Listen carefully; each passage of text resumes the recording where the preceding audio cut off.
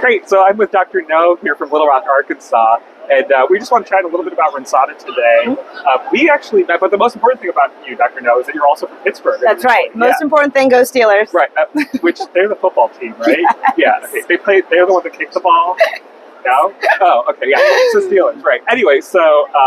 We met a while ago. It was back in July of 2023, more or less. And I probably sent you like this random email that was like, let's talk about this. Yeah. And so we talked about Rinsada. What were your kind of first thoughts when we just had a random conversation over the internet?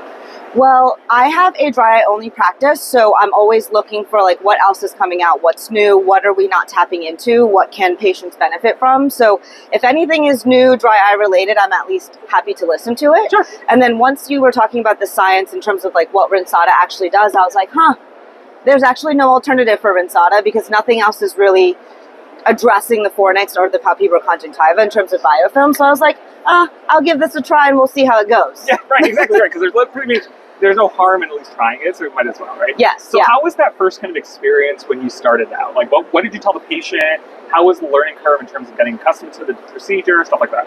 So it was very, very easy. But at first, I was a little bit intimidated. The only thing is like how quickly to plunge. That's which is totally counterintuitive. Right. Yep. And because I was like, am I hurting the patient? So now I just say like, it's going to feel like, I describe it like a power wash. Like what we're going to do is like clean out that area, but it's going to be a gentle power wash. It's not going to hurt. It's just going to feel weird because there's going to be a lot of liquid coming out.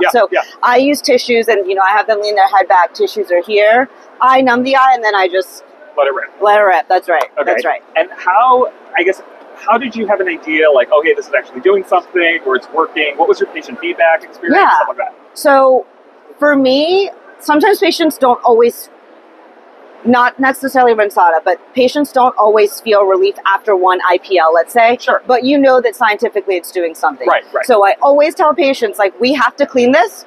You may feel a difference, you may not. I would say like 60 to 70% immediately, they're like, oh my gosh, that feels so good. Sometimes it's a day later or something like that. But I always am going to do it no matter what because we know that we need to clean that area. Sure, yeah, absolutely. So how, I guess, now that you kind of adopted it into your practice, how does it fit in? Where do you kind of put it in? What type of patient are you using it in? I know it's kind of a big question, but I'm sure you can answer. Yeah, sure. So most of the time what I'm doing is I package my treatments like all together.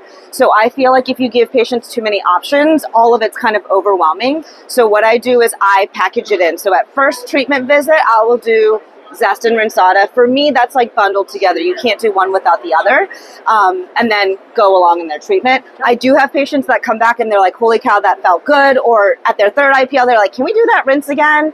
Or if they feel like they've had so much product in their eye with drops or ointments, they will ask for that. Great, awesome. That's very good and very helpful to know for sure. So thanks for coming today. We'll definitely do a couple of demos today and kind of go from there. Sounds great. Awesome, thanks.